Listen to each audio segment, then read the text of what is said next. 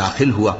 कहने लगा कि मैं नहीं ख्याल करता कि यह बाग कभी तबाह हो, और न ख्याल करता हूं कि क़यामत बरपा हो, और अगर मैं अपने परवरदिगार की तरफ लौटाया भी जाऊं तो वहां जरूर इससे अच्छी जगह पाऊंगा। तो उसका दोस्त जो उससे गुफ्तगू कर रहा था कहने लगा कि क्या तुम उस जात से कुफ्र करते हो जिसने तुमको मिट्टी से पैदा किया, फिर नुत्फे से, फिर तुम्हें पूरा आदमी बनाया।